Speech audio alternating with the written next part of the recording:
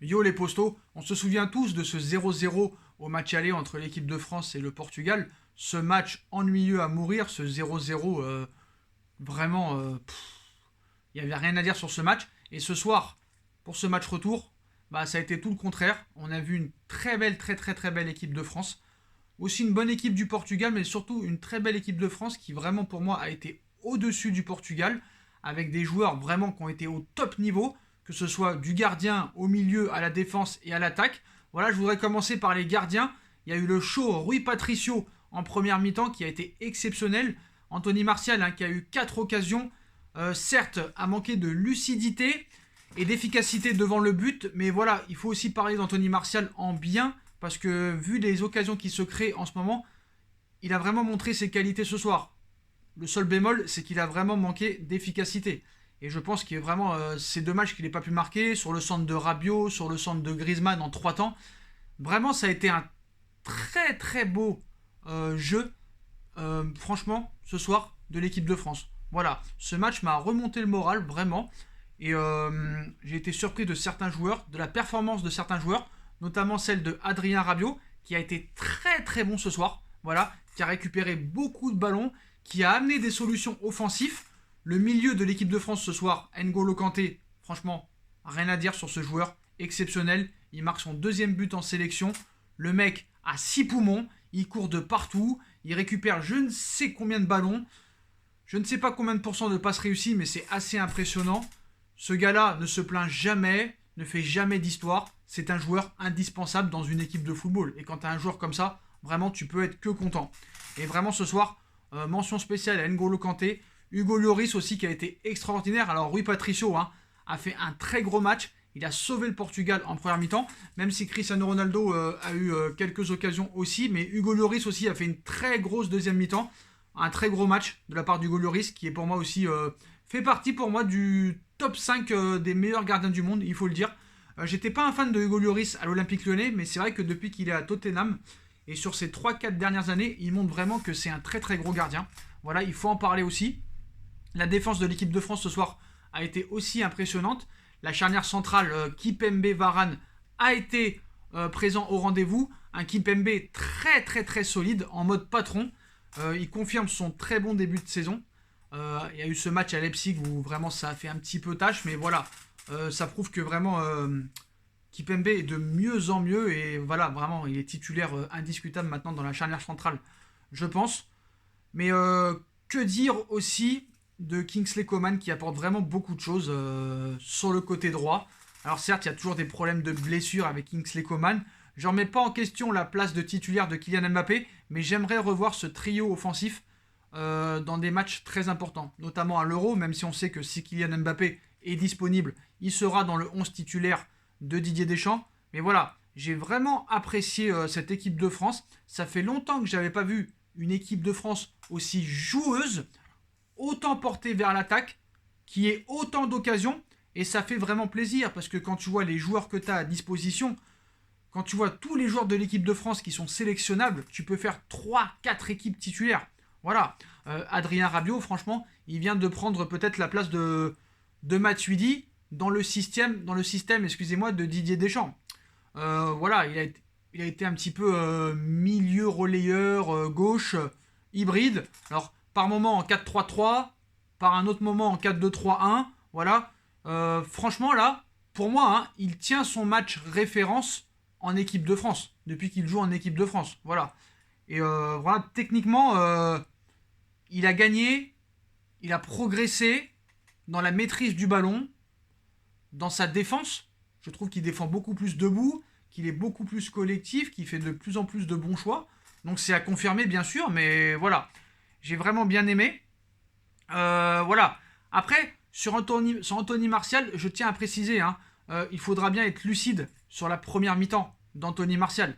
Donc d'accord, certes, 3 occasions manquées, mais il a vraiment fait des mouvements très intéressants.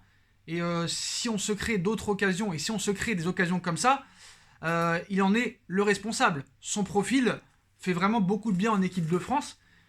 Il est beaucoup plus collectif. Un Coman est beaucoup plus collectif qu'un Mbappé, par exemple. Donc on va me dire encore, t'as vraiment un problème avec Kylian Mbappé, mais c'est les faits. Franchement, ça fait longtemps que j'ai pas vu une aussi belle équipe de France. Et ça, faut le préciser. Et vraiment, ce soir, je n'ai pas trouvé un seul joueur en équipe de France mauvais. En tout cas, les titulaires. Hugo Lloris a été au rendez-vous. La charnière a été au rendez-vous. Griezmann, vraiment, à gauche, j'ai vraiment beaucoup aimé. Pogba, Rabiot et N'Golo Kanté ont tout fait au milieu de terrain. Vraiment. Ils ont été des ratisseurs, les mecs. Franchement, ils ont été vraiment au haut niveau. Ça fait longtemps que j'ai pas vu un Pogba vraiment qui répond présent dans l'impact physique. Vraiment, ça a été très intéressant. Lucas Hernandez et Benjamin Pavard, très intéressant sur le côté aussi, avec des centres bien appliqués, tout ça et tout. Non, voilà, ça prouve que Deschamps, faut qu'il continue peut-être dans cette perspective. Alors on sait que son jeu, c'est du pragmatique, on est bien en place, on joue en contre. D'accord, c'est ta philosophie de jeu, il n'y a pas de souci. Mais ce soir, quand même, tu as créé du jeu contre une équipe du Portugal qui est, comme toi, censée aussi jouer en contre et qui est très regroupée défensivement. Mais tu as prouvé ce soir qu'avec certains absents en plus, tu as prouvé que tu pouvais créer du jeu. Voilà. Et franchement, le Portugal, certes, a poussé dans le dernier quart d'heure, mais voilà, à part Cristiano Ronaldo, t'as pas vraiment de joueurs qui étaient dangereux du côté du Portugal. Voilà, faut dire la vérité, Bernardo Silva et Joao Félix ont été assez absents. D'ailleurs, c'est les premiers qui sont sortis. Voilà, cette équipe du Portugal, moi, ne m'impressionne pas. On sait comment ça joue. Mais vraiment, l'équipe de France ce soir a montré qu'elle était capable de faire autre chose que de jouer en contre, que d'attendre l'adversaire. Et je trouve ça très intéressant. Et j'espère revoir dans les prochains matchs une équipe de France comme ça. Voilà. Et j'aimerais revoir le trio offensif Anthony Martial, Kingsley Coman et Antoine Griezmann. Mais vraiment, cette équipe, je l'apprécie vraiment parce que ça joue au foot, ça joue au ballon. Et ça faisait longtemps que je n'avais pas vu une équipe de France comme ça. Alors, l'homme du match, c'est compliqué. Il y en a qui pourraient dire Hugo Lloris. Il y en a qui pourraient dire N'Golo Kanté. Alors moi j'hésite entre N'Golo Kanté et Hugo Lloris, mais c'est vrai que voilà, N'Golo Kanté vraiment il m'a impressionné dans ce match. Voilà, vraiment il m'a impressionné. Le mec, je l'ai vu partout. Je l'ai vu partout. Je sais pas combien il a couru de kilomètres lors de ce match, mais c'est quand même assez impressionnant. Voilà, même faut pas oublier la très bonne performance de Rui Patricio du côté du Portugal, hein, voilà. Mais voilà, à part Cristiano Ronaldo, tu voyais pas d'où pouvait venir le danger. Donc c'est vrai qu'il y a des joueurs qui sont assez âgés dans cette équipe, hein. Bon, on sait, hein, Ronaldo 35 ans. Il y a qui d'autre? Il y a Fonte qui a, je crois, 35, 36 ou 37 ans. Tu as Pepe qui était pas là. T'as qui encore? T'as Moutinho aussi, qui est assez âgé. Mais voilà, peut-être que cette équipe du Portugal va devoir trouver trop d'autres solutions pour pouvoir peut-être venir à bout de cette équipe de France qui sera favorite pour moi à l'Euro 2021. Sans aucune contestation avec peut-être la Belgique. Le Portugal aussi, je pense, sera là au rendez-vous. Mais peut-être que le Portugal va devoir changer sa façon de jouer. Mais en tout cas, ce soir, j'ai aimé l'équipe de France. Voilà, très bon gardien de but, exceptionnel Lloris. Même si Rui Patricio a eu beaucoup plus d'arrêts à faire. Charnière centrale solide, latéraux intéressants, milieu franchement milieu impressionnant, très grosse performance d'Adrien Rabiot et d'N'Golo Kanté et Paul Pogba aussi qui a été très intéressant. Et ce trio offensif où j'ai beaucoup apprécié Griezmann sur le côté gauche ainsi que Martial, deux matchs que Martial a manqué d'efficacité, et un Kingsley Coman sur le côté droit qui est vraiment très intéressant aussi. Voilà, il y a eu des poteaux, il y a eu des occasions, il y a eu des belles choses et ça fait plaisir de voir une équipe de France comme ça, et ça donne vraiment envie de supporter cette équipe parce que les précédents matchs, les précédentes années, vraiment dans le jeu c'était assez catastrophique et assez pragmatique, donc assez téléphoné en fait. Donc c'est peut-être pour ça que la France s'est fait aussi surprendre par la Finlande, même s'il y avait pas mal d'absents. Donc voilà, j'espère qu'on verra une équipe de France aussi joueuse dans les prochains matchs. Dites-moi en commentaire les postos vos flops et vos tops. Pour moi, les tops, c'est Hugo Lloris avec N'Golo Kanté. Les flops du côté de l'équipe de France, j'en ai pas tellement. Voilà, faut dire la vérité. Le Portugal, en flop, je dirais...